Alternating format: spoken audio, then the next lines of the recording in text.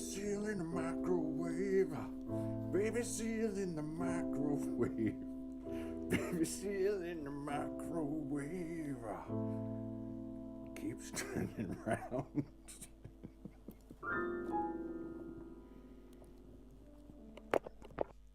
It's a fucking lockdown right now. Come off it. We're not in a prison drama, are we? We are in a prison drama. This is the fucking Shawshank Redemption, right? But with more tunneling through shit and no fucking redemption. Well, folks, g'day. It's another Box of Dogs. Welcome to the show. Trying out this restream thing, and if anyone out there happens to be watching either on X or YouTube, doesn't matter, make a comment, because it should appear right about here, because I figured it out, because I'm a fucking tech genius, basically. So yeah, so in fact I'm gonna make a fucking comment on X, see if it works, because these things, I'll tell you what, if this works, I'm probably just gonna switch over and buy this restream thing, because it's pretty cool. So far, I don't know what I just said a word that was very, hang on, that's not even the live chat, god damn it. Well, now I'm getting feedback, so alright, live chat. Let's try this. Yo, I said. Let's see if that pops up. Should take about 15 seconds. In the meantime, I don't know, let's talk about some stuff. I actually did a little bit of prep tonight, but yes, I will be having Lex Friedman on very shortly. We're just waiting for him to join. He will be here soon with us live. Look, it worked. Yo, there's a comment at the top. If more people comment, that'll come down. More people, it'll fucking, that's incredible. Let's just make sure it's on the screen there, so that yes, the chat is ready to display messages. Well, thank you. Alright, so I should be able to roughly read that as people, I don't know. It'll be good when I get Steve back on, we do a live. I've been trying to get him to do a live with me. I don't know, maybe he's not keen to do the live. Maybe we'll have to pre-record it. But I don't know, I'd like to get him to do a live. That'd be fun. Anyway, I will be back momentarily with our guest, Lex Friedman, tonight, joining us live on this podcast with Lex Friedman. Yeah, but I know what'll make you feel better. Oh no, not another box of dogs! It's another box of dogs!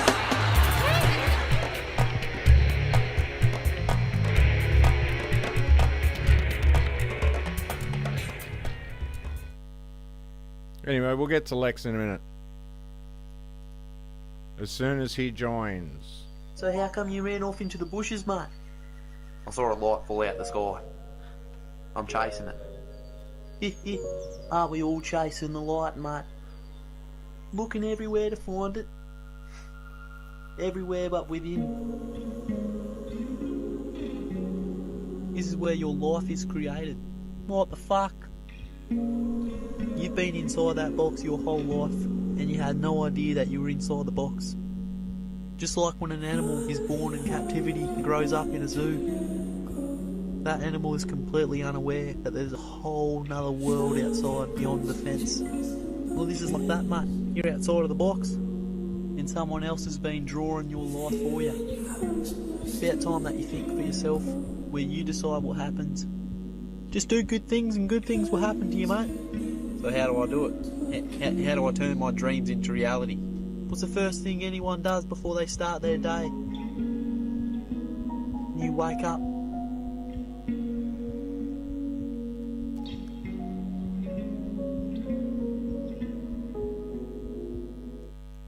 Yeah, a lot of people waking up these days. Pretty exciting. I don't know, I think the fucking Matrix, that movie, has destroyed us in a lot of ways. But let's not worry about for that for now. Oh, look, Lex has just joined. He is in the studio. I'm just going to bring up Lex. Here we go, Lex Friedman, ladies and gentlemen. G'day, mate. How you going? Thanks for joining us on this podcast. I really appreciate it. Lex? There's no one I would rather talk to on this 300th episode of this podcast. It's the 71st, mate. I just told you 300 so you'd do the show. But, yeah. Hey, no, but why did you do this? There's, unfortunately, sadly, a lot of people that look up to you. Well, I don't think that's true.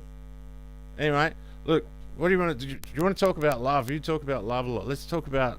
Okay, so... Yeah. I love fighting. Yeah. I've been in street fights my whole life. We all love fighting. I'm as alpha in everything I do as it gets, and the fact that Joe Rogan said that I thought Scent of a Woman is a better movie than John Wick put me into this beta category. Well, that's because that's such a faggy thing to say. John Wick's... Hey, wow! Ah!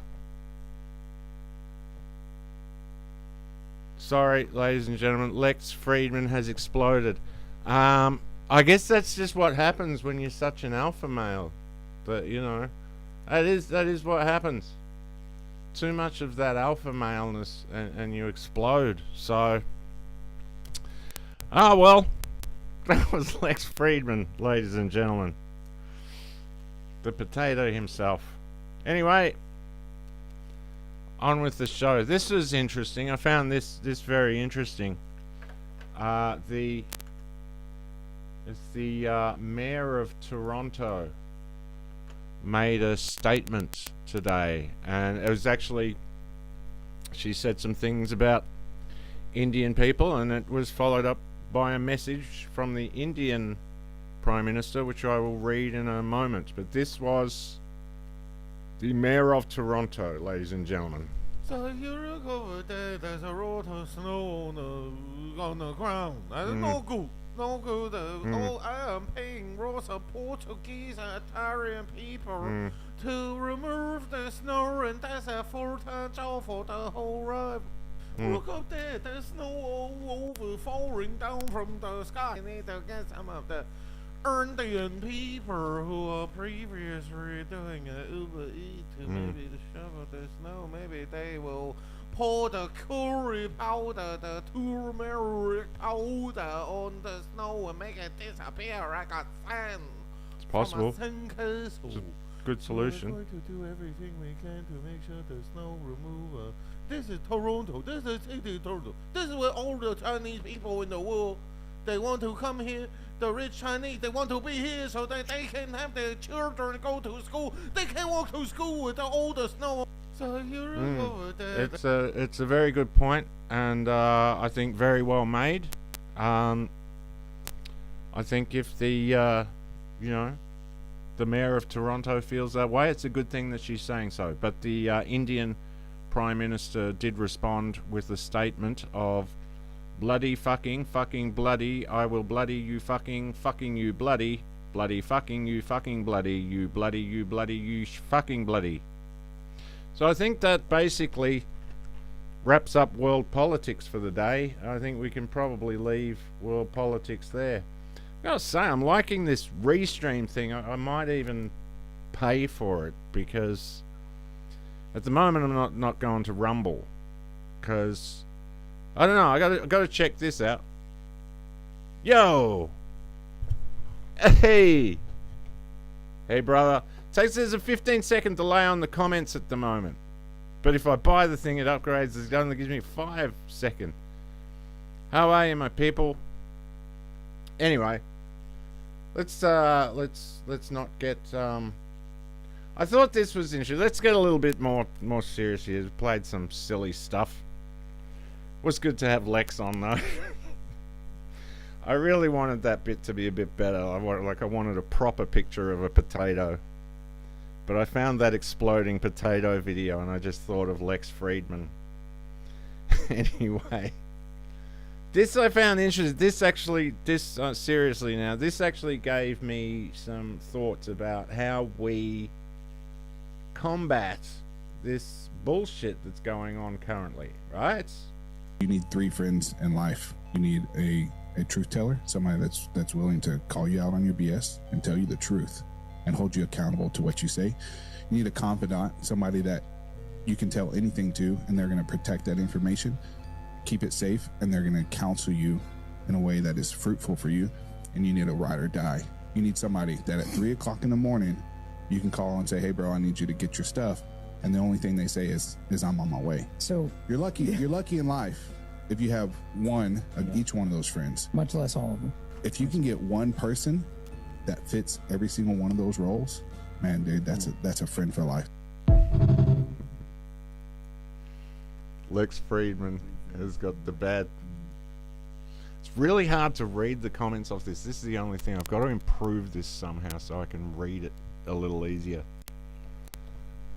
It's a little fuzzy, but anyway, I'll fix it. I will sort this thing out. I am a tech genius after all. I could be Elon Musk. Basically, it's just, you know, I'm not. Anyway, that did give me getting distracted. That did give me that thing of like having those kinds of friends. Imagine if you had an entire society based on that, where those were the kind of things that were put, those were the, right?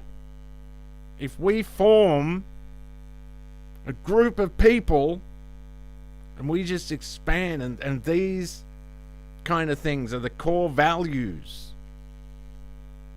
sure, it'll never work, but it's worth dreaming. But this, it led me to this, basically. Fucking Jews commenting on my fucking shit again. Fuck off, motherfuckers. Anyway, this, I don't know if you know about this, but this, the federal government tried to arrest a bunch of Amish, because the Amish, no one fucks with the Amish. They're just, that's what a closed society is all about. This is a photo of Amish school children running away from the police. It was 1965, and the local school board in Iowa decided they were going to force Amish children into American public schools. And when the Amish woke up that morning, they would find a yellow school bus escorted by the police on their farm. The police had been told to force the Amish school children onto the bus. Well, the parents didn't just give in, and one mother tried to physically block the bus, but she failed. That's when one of the fathers yelled out, "Run!" and the children would take off running. And Amish parents would go to prison as a result of their standoff with the local school district. But this photograph was published by a local newspaper, and shortly after, magazines all over the country. And the American people were outraged, and an attorney who saw the photograph formed the National Committee for Amish Religious Freedom. And 7 years later, the Amish would win in the Supreme Court. It was one of the most important religious freedom cases in American history. And this is why I write books to help parents teach their children their rights. And it's why I teach a course on the U.S. Constitution. Because our kids should not only be taught the structure of the court system, but how to use tools like affidavits and conditional consents to defend their rights. Because we only have rights if we know how to defend them. And that's definitely not being taught in public school. Check out my private homeschool community and my books on the First Amendment, the right to bear arms, morality, fake news, and so much more. LeskaLearner.com. I started looking into that dude last night. His name's Brett Pike. Everything we need to, like everything you need to homeschool children is right there. And the thing is, elites don't send their kids to public school. Why would they? They've sorted out the public schools to make morons, to make people just to spit us out. Bro, is it just me or does Peter Dutton look like Voldemort? Some overrated elf. He does. Yeah, there's some weird shit going on. Australian politics is simultaneously boring and filthy. I don't know how Australian politics manages to be both utterly fucking redundant and boring, but also as filthy as everywhere else in the world. It's very weird.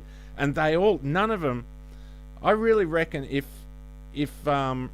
Australian politicians put someone up with like actual charisma and, you know, was a decent looking fella, because They'd get the women's vote. You seen the Simpsons clip where they're like, yay, we got the right to vote. Now let's go and vote for John Kennedy because he's a dreamboat. Whee! Like, that's how it works. Dude, this whole fucking Donald Trump, and I'm getting sidetracked here, but whatever. This whole Donald Trump thing, people keep thinking this is some kind of new thing, right? It's like a businessman running the country. Back in the 1980s, people might not remember this. People might not be old enough to even know this, but there's a guy called Dick Smith here in Australia, and he set up an incredibly successful business. He set up chain stores of electronics, got thousands of kids involved and like interested in electronics. Made incredible. He was one of the first Australian like big time self-made millionaires type of characters. And back when millionaire actually meant something, right? He was putting forth the idea he wanted to run Australia like a business, and a lot of people got on board with it. That's basically what Trump's doing now. I'm a South Australian and definitely agree that Aussie politics is boring. None of them are likable except for maybe Bob Hawke. He was great. He was a fucking interesting story about Bob Hawke. My parents were out having lunch, and Bob Hawke was sat at a table right near them, and they were just sort of, couldn't help but hear what was going on. And he had two like political advisors beside him, but they weren't even political. They were like public relations people, and they were just like, look, this is what you got to do. You got to say this, you got to do this, you got to be this. And they were just making him the personality that he was. And he was that larrikin kind of likable Australian Prime Minister. We've had some good politicians, we've had some smart politicians, but they're politicians. Honestly, if you put your faith in a politician, oh God, how can you go from like, I have faith in actors to suddenly going, well, now I have fucking faith in politicians? How do you do that? That is a leap of like retarded to retarded. It's like I used to like this pumpkin and now I like this potato. Anyway, I don't know, man. It's just weird being in the news here. I can't follow it. I mean, I don't watch TV anymore. I don't. But it's weird though with Australian politics, because whenever I see stuff brought up, because I can't follow it. It's too boring. It's too fucking. But whenever I see someone who does follow this stuff, like Punter's Politics is really good. This is a great channel to check out for Australians. Just check out Punter's Politics. He breaks down what's going on in the country. The problem is though, no one fucking cares in Australia. We've just got. I got really outraged by something a while ago, and it was funny because I saw what was coming, and this law, they passed this law. This was, I think it was during COVID or something, and I mean, I fucking hate Facebook anyway, because all my friends on there are comedians, and comedians are retarded. Yeah, what's the point in even voting, man? You get two shitty options. Yeah, who have the same master. Exactly. Well, it's even worse now, though, bro. It's fucking, like, reminds me of the South. Yeah, douche sandwich. No, giant turd or douche sandwich. Right.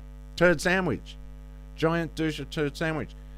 That is it. And they've now restricted independence. Like, they just passed these fucking laws. Because, I mean, Australian politics can be very interesting if you can follow it. It's just so fucking mind-numbing. So I really appreciate people like Punter's Politics and stuff like that, because they do keep an eye on this shit. But every now and then, this law that they passed quite a few years ago basically gave ASIO and the intelligence agencies here in Australia the right to go into anyone's device. So this, right?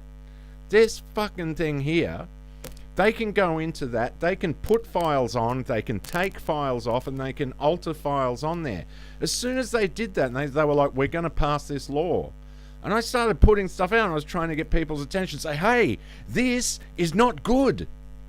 Because this is digital Epstein. They don't fucking need Epstein now. Right? They just go to someone and they go, hey, we want you to do this for us. And the person goes, well, fuck you, I'm not doing it. And they go, it'd be too bad if someone found child porn on your phone. And the guy goes, why? How would they? There is none there. And they go, maybe you should take a fucking look. Bada bing, there it is. And I said at the time, this puts every fucking case into question. It calls into question every fucking case of PDF files. It calls it into question, especially if they're powerful people. It's blurred everything so much. It's fucked us. On top of that, recently, they've passed a law now which has stated that there is a cap on the amount of money that people can raise. Like independents can't raise, as the, you know, only like the Labour and the Liberal Party. I don't know if the Greens are in on this thing or what, or who is. Fuck the Greens. Jesus Christ, I hate them so much. Yeah. The Apple logo is. Yeah, it's the taking the bite of the forbidden fruit. The symbolism of that stuff's crazy. But the NASA symbol, the snake's forked tongue. When you go down the symbolism rabbit hole, you're gonna see masonry everywhere. At the fucking Oscars, it's like a fucking giant Freemason symbol behind them.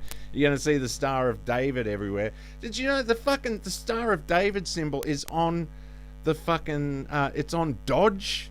You know the car in America, Dodge? Fucking one of the best Americans to ever live, Henry Ford, revolutionized the motor industry. Fucking made it so that cars could be owned by everyone, right? Fucking just revolutionized the entire thing. And then he's like, you know what? We're doing so well. I want to pay my fucking employees a lot better. I want to give them a better wage. I want to give them a big pay rise, big chunky pay rise, and pay these guys really well because, you know, I fucking think they deserve it. If it wasn't for them, this thing wouldn't be working. Dodge comes along and they say, no, you can't do that. You need to make your money go to the investors.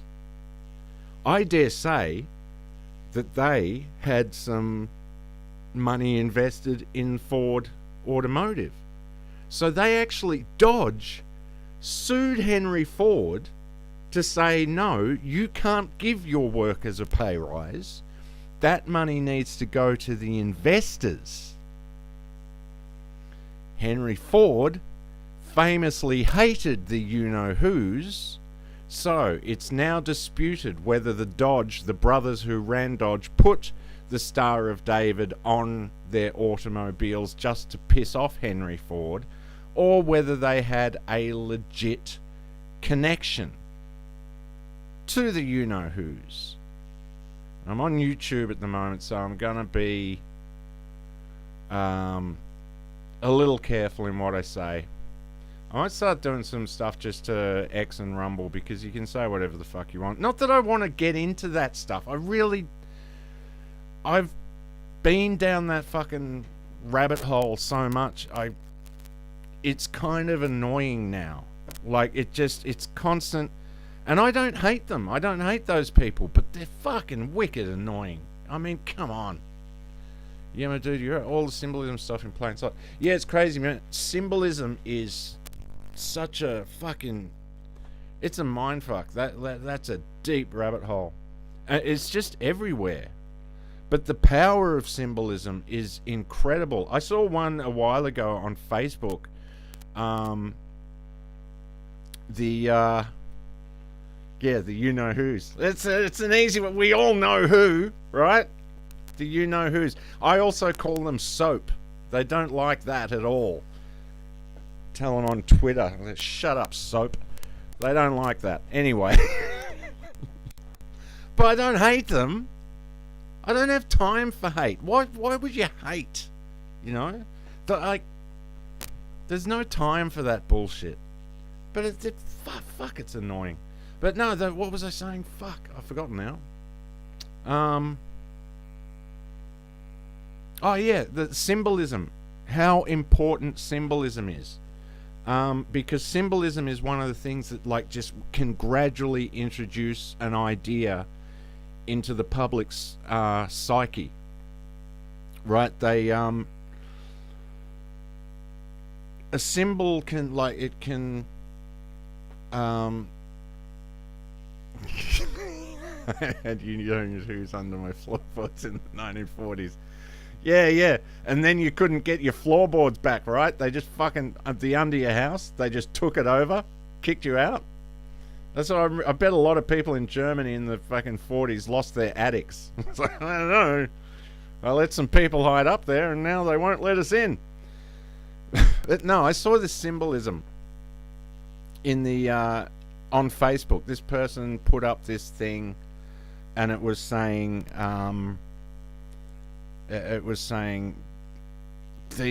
you should love all of these creatures, that these are like the unloved creatures, but really they're nice. And it was they sold them for profit. They made soap out of them. But all these symbols, and it was like there was a spider and a this and a that and a bat, but it was like a cute drawing of them. And one of them, and they claimed it was a moth, and yeah, sure, it probably was a moth, but it was the exact same symbol that PDF files use. And this is the kind of way they can introduce an idea or have influence over society just by with symbolism. It brings something into you just slowly. I'm really liking Restream, I gotta say, because this is cool, because I can see the comments. I don't have to kind of jump around, so it's more conversational. I love the interaction. This is grouse. I don't know if it's going to work when I'm doing interviews and stuff, but I'm loving this. This is so cool. I'm really digging it. And you just hit start streaming and stop streaming on your OBS. I'm going to have to check the end. If it cuts off the end, I'm going to be fucking pissed off. But this is pretty good. And you know what else? I'm fucking sick of people selling out, you know? People sell out now. You know, back in the day, if like your favorite rock band, they sold out, we would all abandon them. We'd be like, oh, they're sellouts. They fucking sold out. They did, you know, they were great. And then, you know, and they would lose their, like, grassroots audience. But now, selling out has just become this thing that's cool to do. And we all accept it because greed is such a huge thing in this world now. Everyone's like, you know, oh, just get that bag, man. You know, I don't like it. I'm not down with that shit, you know. Like, I make you this promise. I will never sell out. Like, unless it's for money. But other than that, I won't sell out. Yeah, man, I'm trying to get Steve back on.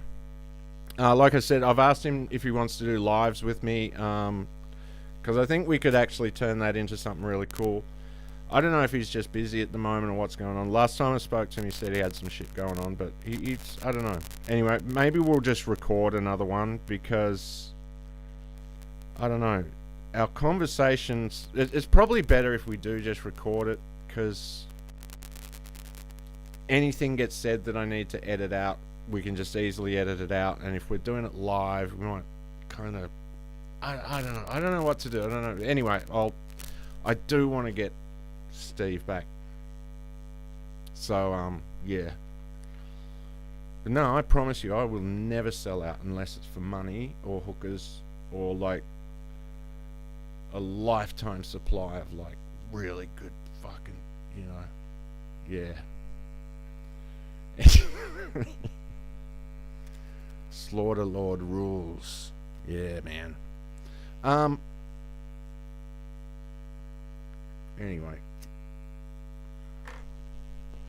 Hang on, something's happened. Something's fucking happened here. I did come up. Unless it's for money. Classic. Thank you, man. I like that joke too. I reckon it's good. That didn't show up on the thing for some reason. Maybe it'll come up in a second. There's a weird delay with all this stuff. I don't know. Anyway. We will sort these things out. I hope this thing's working. The main reason I'm trying restream is just because, what the hell? Yeah, it's just because I was using Rumble Studio. Oh, yeah, let's get into that, actually, since we're talking about the you-know-who's. Yeah, no, I was using Rumble Studio. If this streams well without, like, massive delays, because I thought it was my internet, but then I did the interview with Axel. I had one, like, I dropped out for a bit, but that was my computer. The rest of the time, there were no mad delays. There were no, like, freezes. I think it's Rumble Studio. And I'm kind of fed up with Rumble, to be honest. Anyway, the thing I was saying before about Dick Smith, and there was more I was going to say about Australian politics, but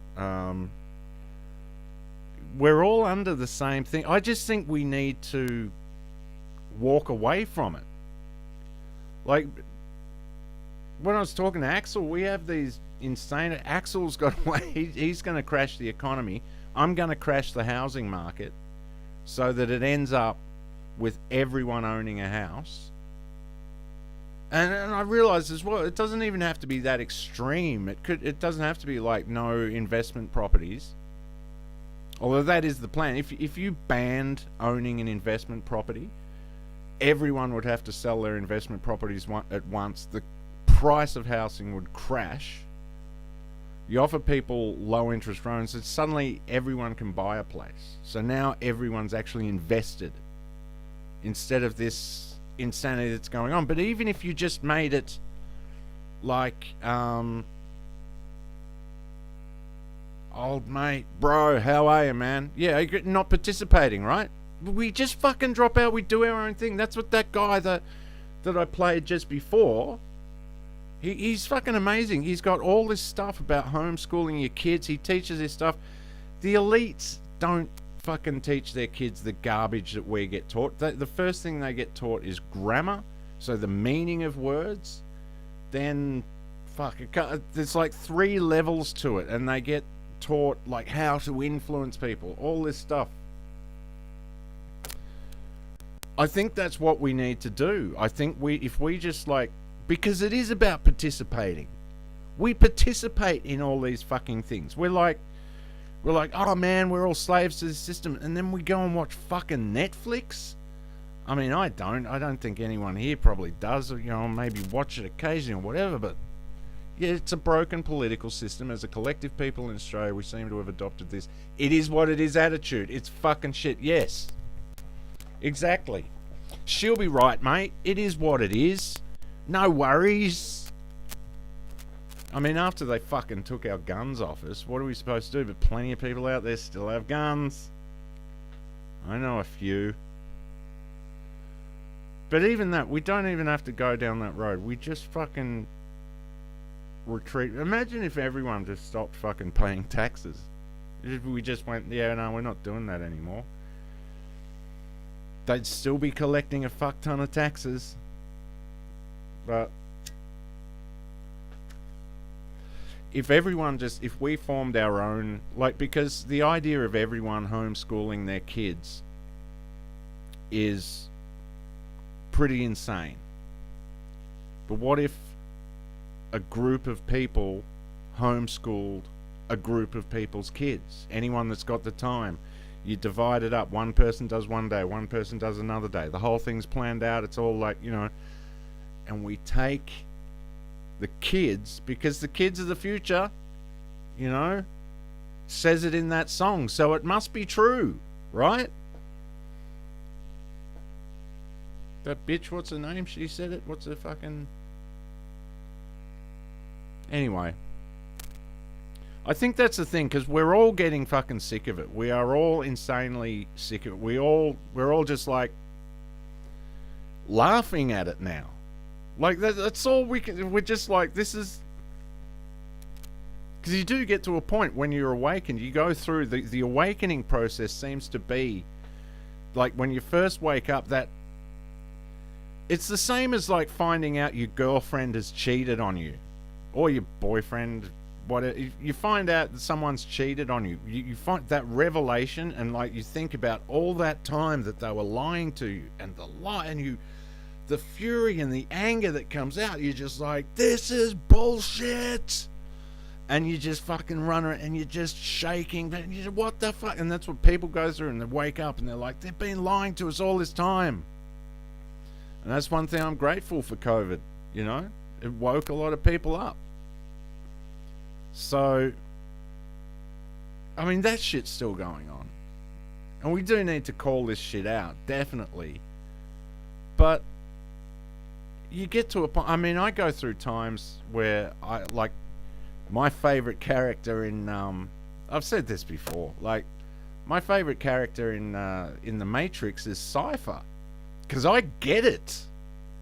He's down in this reality that this chick he wants to fuck, but she won't fuck him because she's all into Neo.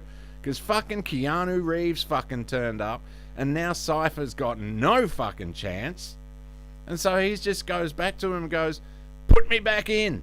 Just put me back to fucking sleep.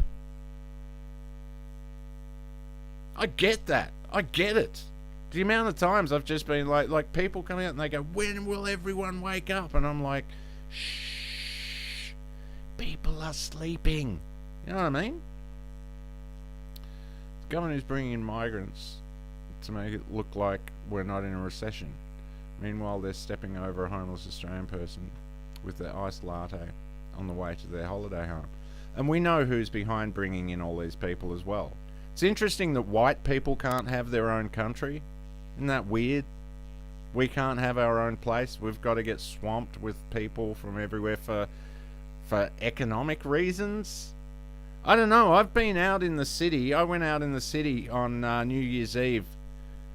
There were not a lot of white faces, I can tell you that. And the brown faces and the Asian faces, not the best people. Not the best and brightest that were coming over here.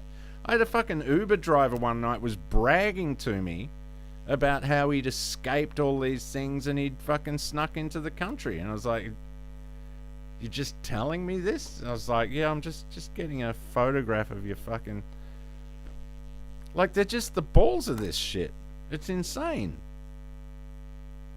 I don't know. That's one of those things. I go down that fucking thought as well, because it's like, well, it's like with the Palestinian thing. You know, I hate seeing what they're doing to the Palestinians.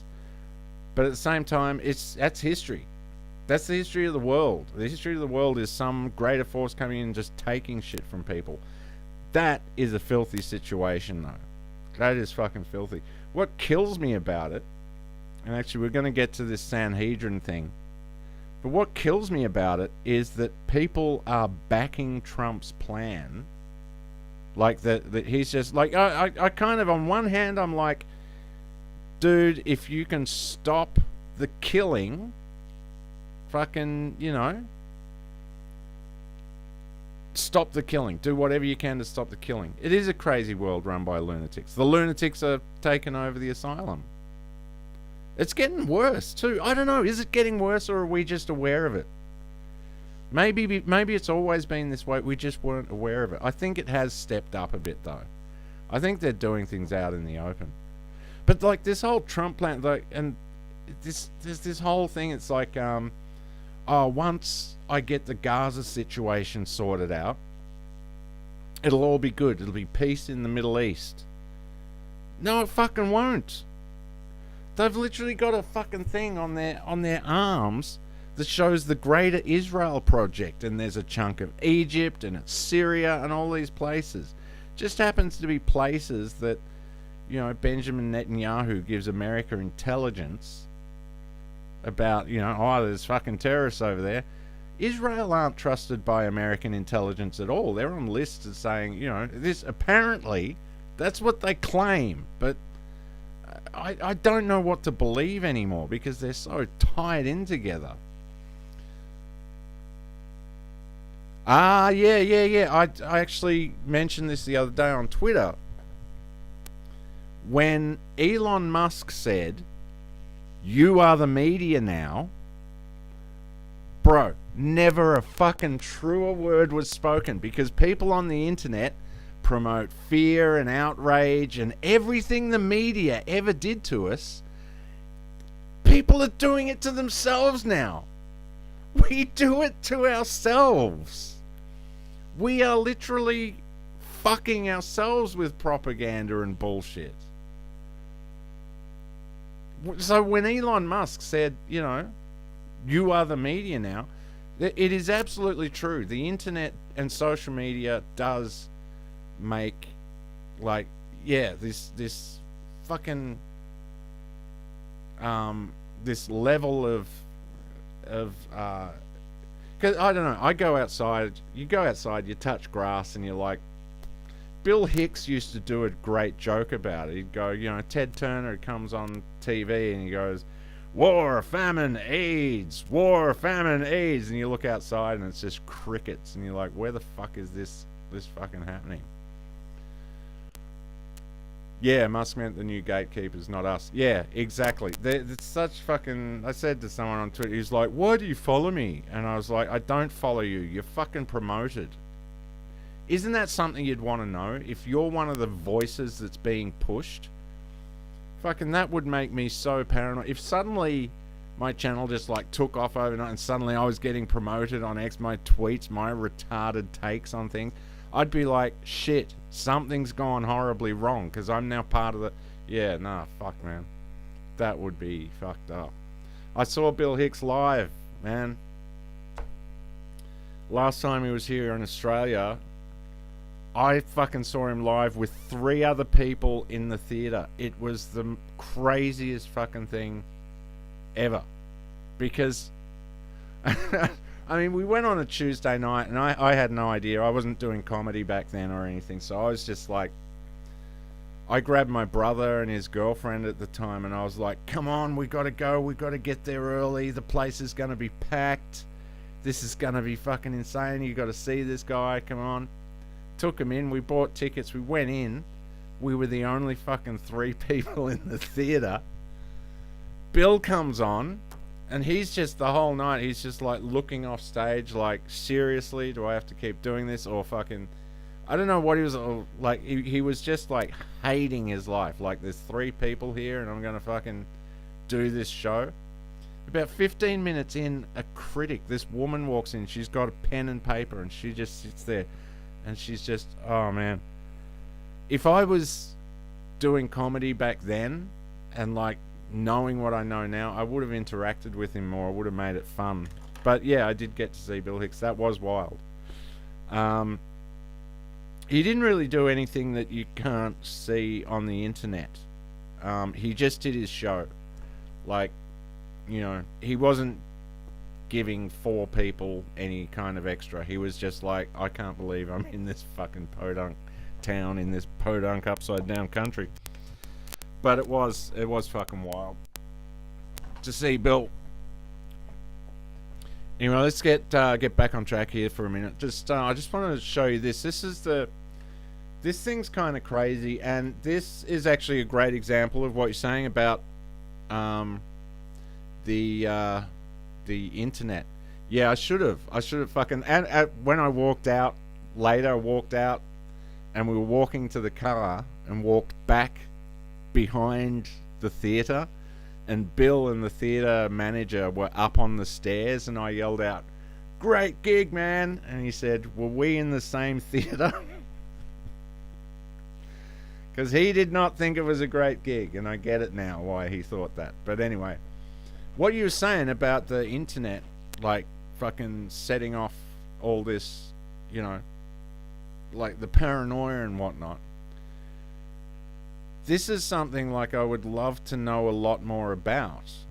But I don't know if you heard about this, but like 70 Christians got beheaded in the Democratic Republic of Congo. And some people were coming out and going, this is outrageous. If these were gay people or what, or fucking Muslims, this would be all, or they were Jews, it would be all over the media.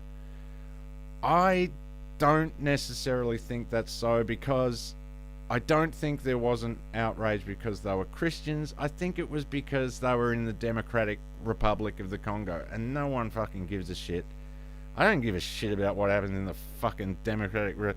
They'll fucking kill each other. I don't fucking care. Those fucking savages over there, fuck them. Just don't fucking come here. Don't fucking need you. Right, so I think that's what it was. But that kind of, people were kind of trying to generate outrage over that. But the Sanhedrin letter to Trump, you have been elected to fulfill a heavenly mission. I'll tell you what worries me about a lot of this stuff. A lot of people are pumping out stuff about how Trump is, like, his name means something. His father's name was like, Roger Christ Trump. His middle name was Christ. Something like this.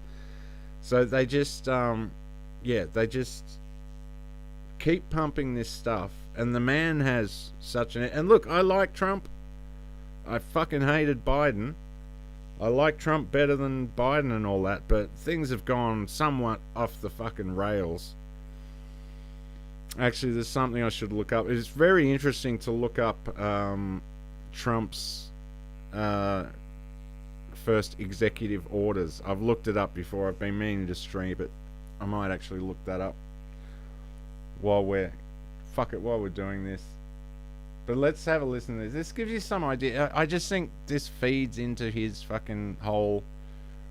Like, they really know how to manage him, is the point.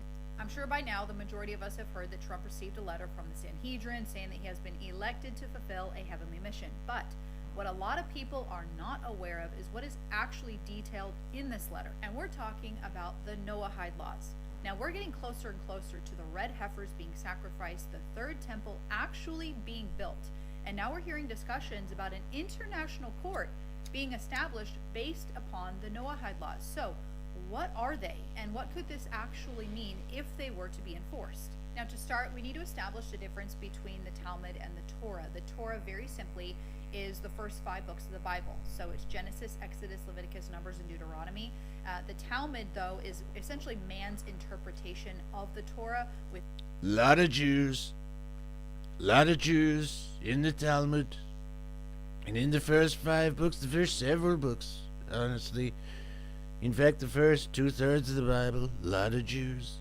There's a lot of Jewish stuff going on there. For me, I don't think Trump is very likable.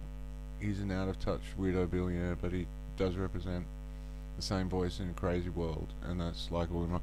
Yeah, look, I just think he was the best choice of a bad lot, but he was also the choice that was given to us. You know what I mean? Like,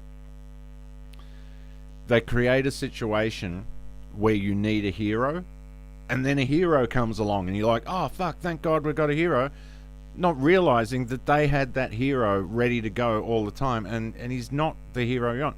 But it's just, I don't know. I walked in here, I said, wow, that's a lot of Jews. Exactly. Yeah, so he's like, that's enough of the Noahide law thing. It gets, that's like a 6-minute video. I am going to look this up though. This is quite fascinating. Okay. Oops.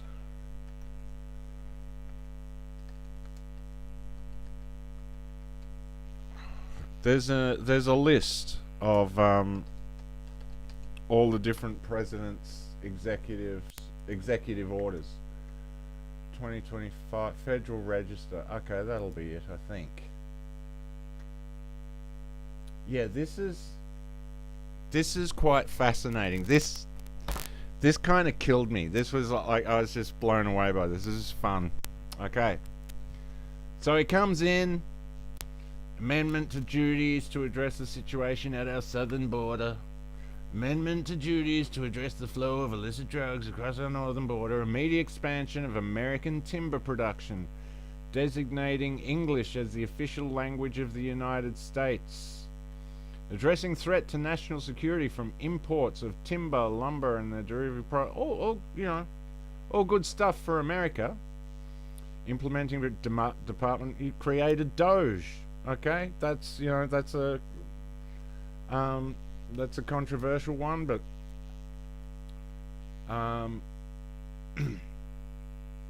okay. So we've got making America healthy again, addressing the threat to national security, ensuring lawful governance, ending taxpayer subsidization, commencing, expanding access to in vitro fertilization. Okay, where is it? Keeping education, establishing national... Wait, is this the right... It's got to be. Implementing presence... They haven't taken it out, have they? They can't have.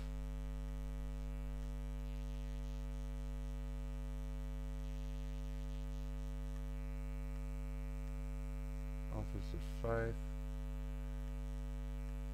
Okay, maybe these are... eradicating anti-Christian bias, like keeping men out of women's foot. These are some good things here. Synthetic opioids. Okay, I was at this point. Withdrawing the United States. Oh yeah, withdrawing the United States from and ending funding to certain United Nations organizations. Southern border. Down here somewhere. In here there is a basically it's like, and one of his executive orders is about Israel, about like where we are absolutely the Iron Dome for America.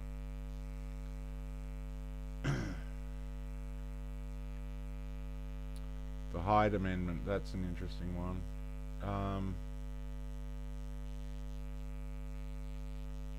Have they fucking removed these?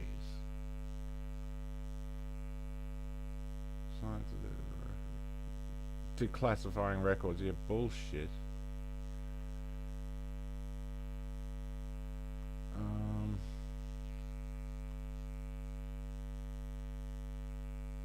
This is very weird because when I first looked these up,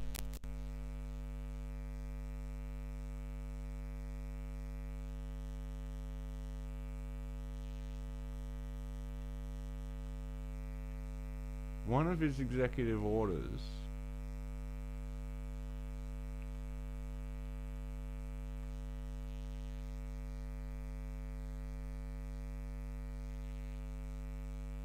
was about Israel. It was about America First policy directive. Yeah, but he was... Okay, this is very weird.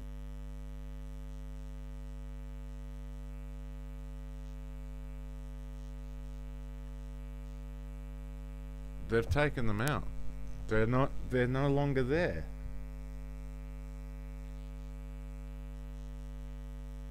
That's very fucking weird. When I first looked these up, there was one.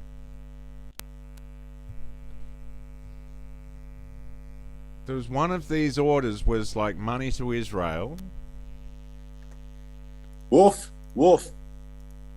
And another one. In fact, fuck, I gotta find this. Sorry, guys, I gotta fucking... This one in particular, ICC. No, it's the international... fuck it. Fuck it!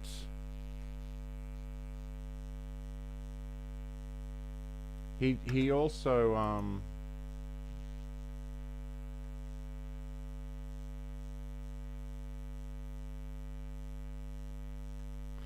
he put some punishment on the ICC. Maybe I misread it. Maybe the ICC is something. The you knows who deleted. Well, yeah, the you know. Well, there were 2 executive orders in there. One was about giving more money to Israel, and the other one was about punishing the ICC. And the ICC just happened to be the people that were going after Benjamin Netanyahu. I'm sure that was the fucking... That's very weird that it's gone now. Anyway, maybe I misread something. I don't fucking know what's happened there, to be honest. But you know what? The man that I always go to when I want to go down that rabbit hole is this guy.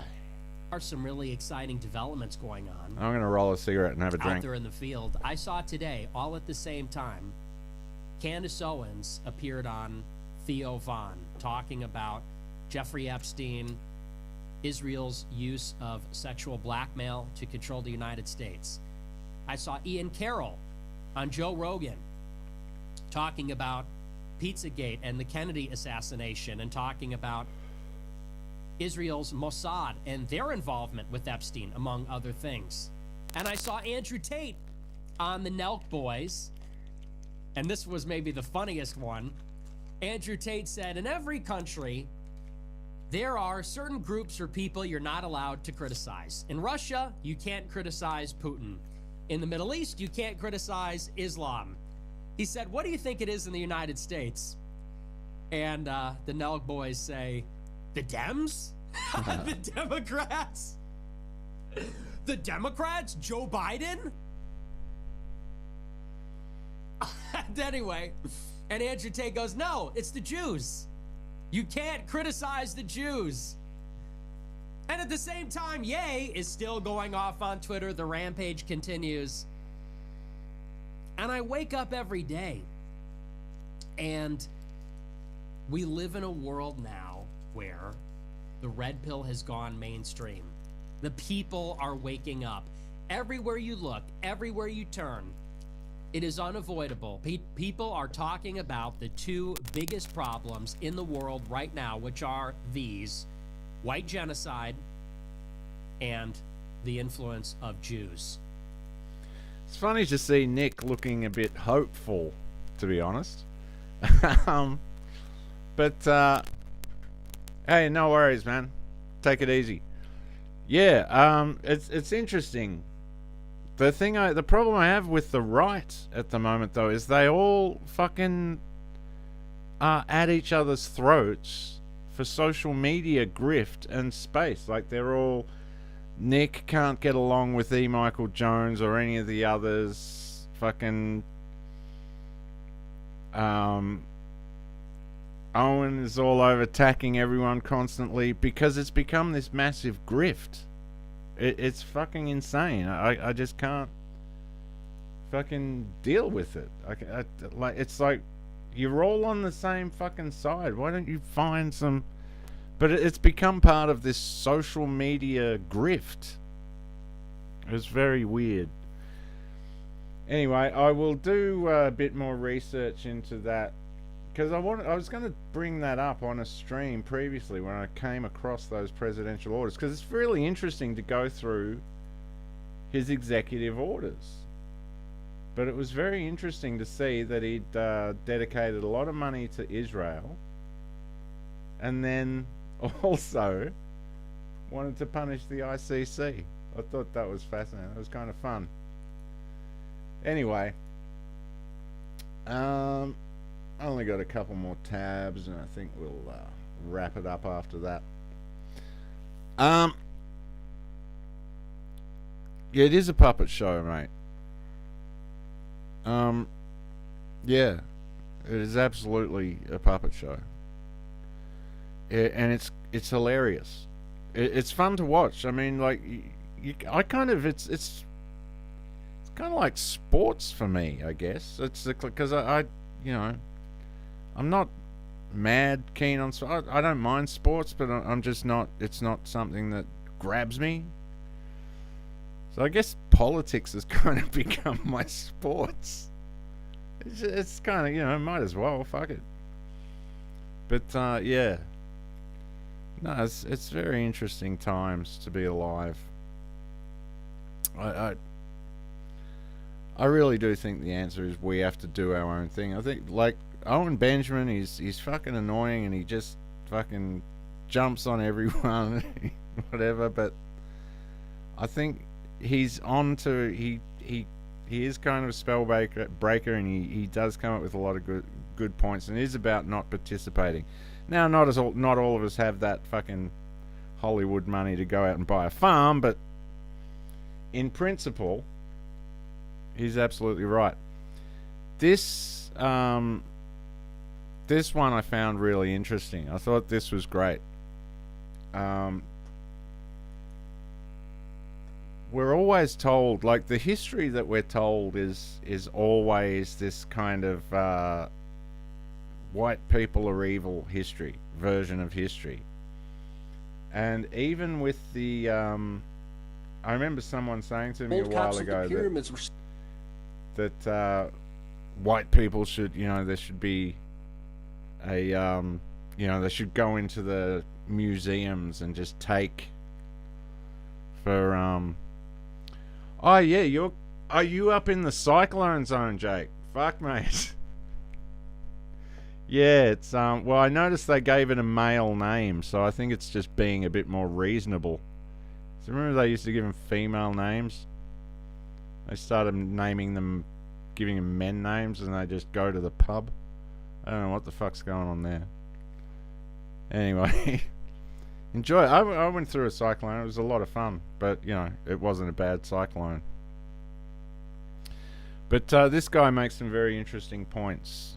Take a look at the Valley of the Kings. Every single tomb there was raided, ransacked. The gems were broken up and sold. The gold was melted down. Nothing was left behind. The gold caps of the pyramids were stolen. The very surface of the pyramid, the limestone, was stripped in order to build houses. The only intact sarcophagus to ever be found was thanks to evil white people, was thanks to the evil British. Instead of looting and robbing and destroying history, they decided to preserve that. They decided to put it into a museum. They decided to spend hundreds of thousands of dollars, to spend tens of thousands of man hours preserving those artifacts. And because they did those things is the very reason why those artifacts are valuable. Because they were worthless to the people who found them. They were simply gold and jewels to be sold. Like the tribal masks from West Africa. Do you think only 5 or 6 of those existed in all eternity? Of course not. There were tens of thousands, hundreds of thousands, possibly millions of those masks around. And when the British went there, they were given as gifts to diplomats. They were traded for things like mirrors and guns so that the native population could kill and enslave other tribes. It's not the fault of the British for preserving those artifacts. How could a native population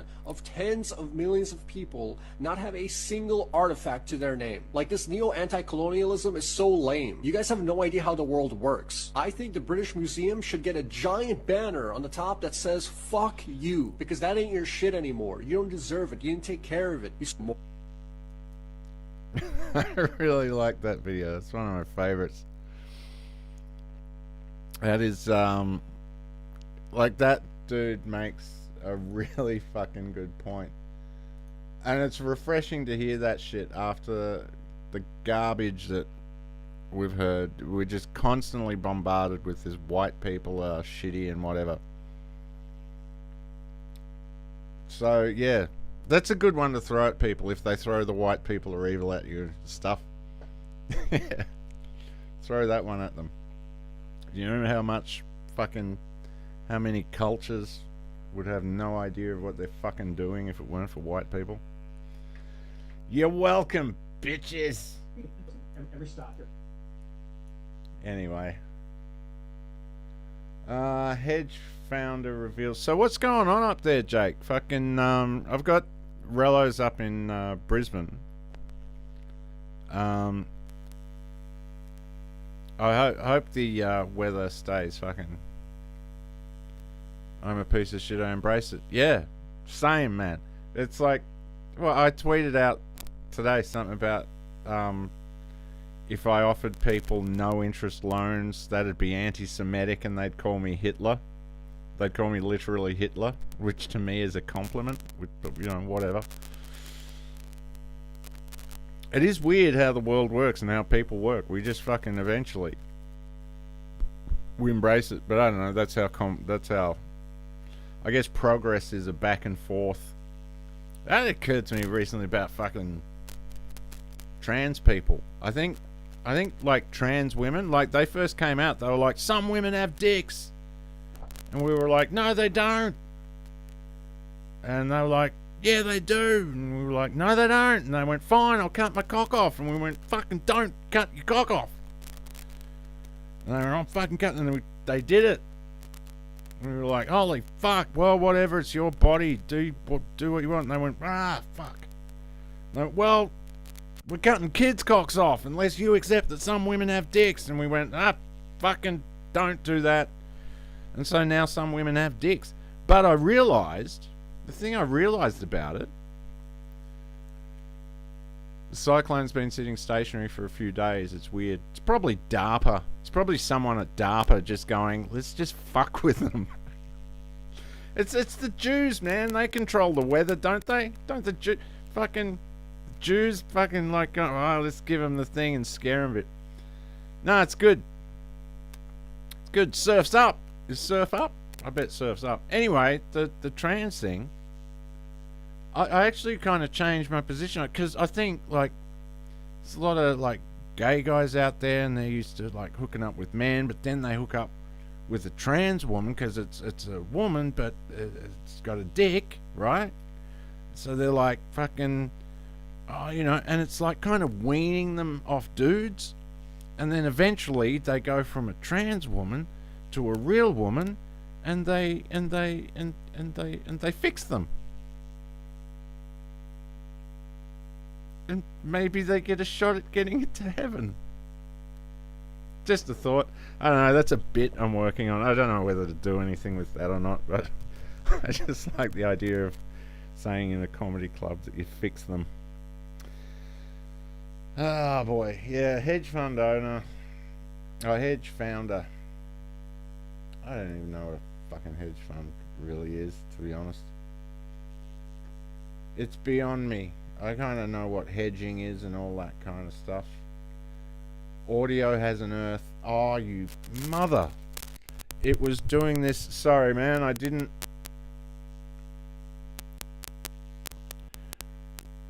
It was playing up the other day. I don't know what that is. I'm going to look into it. Maybe it's... Oh, shit. It's that. Something was playing up plastic clothes bottles and balls. Everyone's gay. Exactly. I don't know whether to do that bit or not, but this might have been what was causing the fucking earth. I don't know. It wasn't working the other day, so I don't know what. Anyway, I did notice a bit of an earth. Thanks, mate. Yeah, no, that was not... didn't come up on the live because that was commented on the post. But anyway, thank you for letting me know. Hopefully that fixed it. I did notice that when I recorded. I did a test record the other day, but I did notice the earth. You ever notice the earth? It's like right fucking there. That's what I was dealing with today. Today was just a fucking nightmare of trying to get an ATM machine working, and I was just pulling parts out of one machine, putting them into another. That didn't fix it. Taking them out, putting them in, just all fucking day. That's what I've been doing all day, trying to fix an ATM that I cannot for the life of me figure out what's going on. Yes, I thought that was you, bro. But you lost your old channel, or did you just update your name? Because I noticed you disappeared. I was like, oh, bro got fucking zapped. But I like your new fucking, I like your new profile, man. I think that was it. That was it. This fucking thing was bouncing. I think that's what it was. Oh, that's good. That's sorted. It's good to get a fucking... This whole process of streaming, it's like... There's so many things going on at once. But it's fun. I love hanging out with you cunts and fucking talking shit. And, you know, this is good.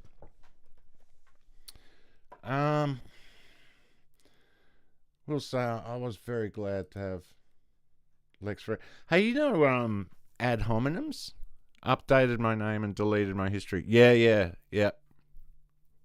Well, your new profile looks fucking great, man. It's really cool. I really like it. And I did. I thought that was you. You know, ad hominems, right? And I've fucking reduced people to, you know, don't ad hominem. It's a great thing to know. But this guy kind of makes the case that ad hominems are, they have a place, essentially. And he's talking about Nietzsche and Socrates. And he's right. Socrates was an ugly motherfucker. Let's check this shit out. I think it was Socrates. Nietzsche asks, why does Socrates like ideas so much? Why does Socrates devalue the material world? Why does Socrates elevate an abstract realm of forms? Nietzsche's answer is that Socrates is ugly. I quote to you Nietzsche. Socrates was a plebe. We know, we can even still see how ugly he was. What Nietzsche wants to say here is this. If I had the ugliest nose, but the biggest brain in all of Athens, I too would spend all my time thinking. I too would devalue the material world and elevate this world of abstract ideas. I too would rank beautiful bodies as less beautiful than contemplating the idea of beauty. I too would suggest the philosopher king. That's how deeply this runs for Nietzsche. That even the shape of Socrates' thought is determined by who he is, his ugliness. And that's why, again, the ad hominem isn't just valid, it's necessary for us to properly understand the thought. Nietzsche asked, I gotta think that's pretty cool. We love hanging out and listening to what you have to say. Always fucking great. Thanks, Sandy. It's very cool the way this channel has kind of grown, and it's for the most part it's thanks to Steve Hughes that I've met a bunch of you people, and like I have a bunch of new friends. There's another clip I was gonna play about how when you're at your worst, you have loads of people around you, and then when you break away from that, you suddenly have no one around you. And it's so fucking true. I did that when I used to have a ton of fucking friends who, you know, not the best people, not the best friends. We were all into our fucked up behaviors and doing fucked up things, and we all hung around based on that. And then when I broke away from it, I had to leave them behind, but also they didn't want any part of what I was doing because I wasn't, you know, advocating their behaviors and whatnot. So it is very interesting that you will lose a lot of people, especially when you wake up. The process of waking up, I mean, I'm sure we've all been through this. I feel incredibly lucky that I found people who are, you know, awake. Wife and kids, man, that is all you need, bro. Fuck yeah, man. Hold on to them. That, you know, it's one of those things. You're lucky to have that, brother. Just fucking, yeah. Treasure that. But it really does, like, when you fucking wake up, when you break away from your fucked up behaviors and whatnot, and you become a better person, all of those people fall away, and it can be very lonely. But it's incredibly liberating. And then when you find new people, fuck, it's amazing. It really... Real friends never leave. Exactly. Well, that thing that I started out with about the kinds of friends that you should have. Fucking let's actually go back to that and play that, because I really like that is I think it's a powerful fucking, not that one. Not that one. This is the one. This I used to do this. I used to have this kind of theory that you need 5 friends. You know, they say you're the sum of the 5 people that you're closest to, and that is very fucking true. And it really is a powerful thing, and you need those good people around. You will become the sum of the 5 people closest to you. So I used to have this thing about, like, you have 5 friends, and I would relate it to the thumb, that the thumb does the opposable actions in the friend group, and one points stuff out and the other one tells people to fuck off, and this one's the committed romantic one, and this one is the little fucker. But all together, your 5 friends and you make a fist, and you can fucking punch life in the dick. And that was my theory on friends. But I really like what this guy says, and I've been going for a while. I don't even know how long I've been going, but my friends were the Trust the Plan cult. I had to leave on good terms.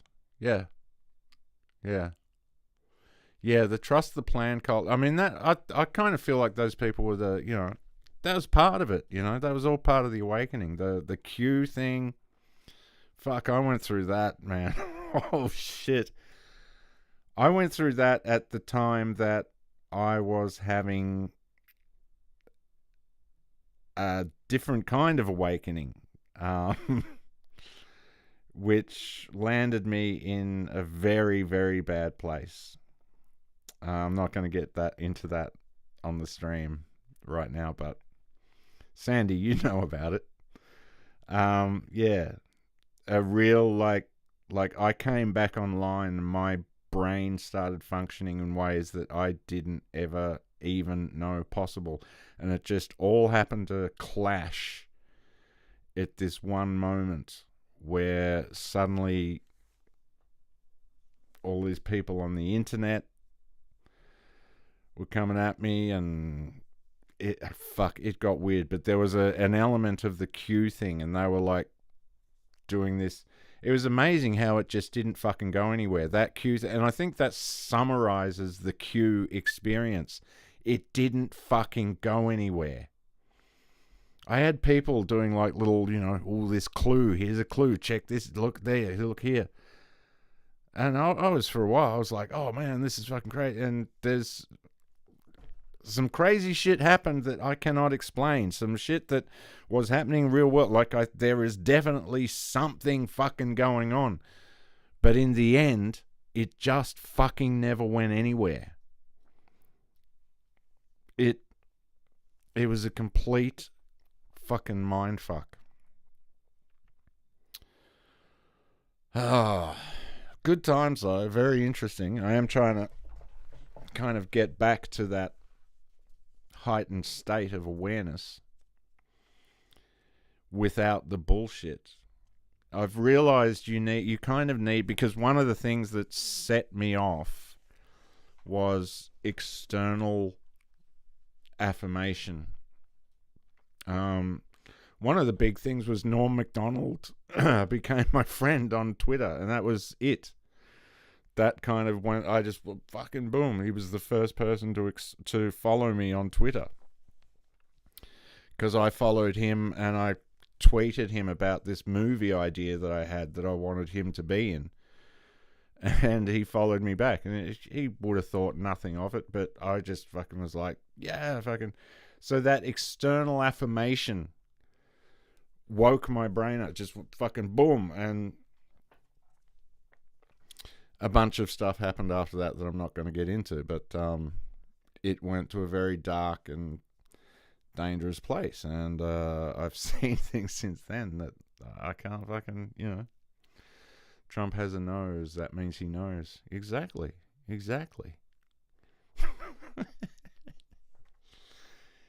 Anyway, I don't know where I'm up to on the stream here. So I think when I hit stop streaming, it's going to work. This seems to be, I got to say, restream seems to be the answer. So I think I'm just going to upgrade and buy fucking restream and just use this because, well, I'll have to listen to this back and make sure there are no dropouts. But that Rumble Studio, piece of shit. And Rumble, fuck you, Rumble. Like, what the fuck? You got no fucking decent fucking content on there. All you've got is people with freedom of speech. Oh, thanks, Sandy. Well, I feel very lucky too. But back to just shitting on Rumble for a second. I love you, but I've got to shit on Rumble. No, it's like they monetized too early. They could have spent another 5 years making Rumble the most incredible platform. They did not bring their technology up to standard. They didn't bring their content up to standard. They brought fuck all to the table, and then they just went throw advertisers at it. I'm sure there must have been people out there willing to throw money at it. Most businesses go for 7-8 years before turning a profit. Big businesses, I mean. Big tech businesses. They go for years without turning a profit. And those ones that go those years without turning a profit, they are the ones that become multi-billion-dollar companies. That's why they have all these investors behind them. And so, it's why Elon Musk is smart. Government contracts are where it's at. That's what I want to get into next. Government contracts. Yeah, I'll make you napalm, you motherfuckers. I'll make you fucking white phosphorus bombs. I don't care. Fucking... I don't even know what I'm saying anymore. All right, well, I think I'll wrap it up. Leave you with this. I think this, what I'm going to play next, what I played at the start, I think this is the mindset we got to be in. All of us. We got to be ride or die, fucking confidants, and fucking, like, we got to be, these three things that this guy's about to talk about, we got to be that. All right. I love yous, guys. I'm going to leave yous, and have a great night. Stay safe. Don't get too wet in the cyclone. But yeah, enjoy, my friends. Peace out. You need 3 friends in life. You need a truth teller, somebody that's willing to call you out on your BS and tell you the truth and hold you accountable to what you say. You need a confidant, somebody that you can tell anything to, and they're going to protect that information, keep it safe, and they're going to counsel you in a way that is fruitful for you. And you need a ride or die. You need somebody that at 3 o'clock in the morning, you can call and say, hey bro, I need you to get your stuff. And the only thing they say is I'm on my way. So you're lucky. Yeah. You're lucky in life if you have one of each one of those friends. Much less all of them. If you can get one person that fits every single one of those roles, man, dude, that's a friend for life.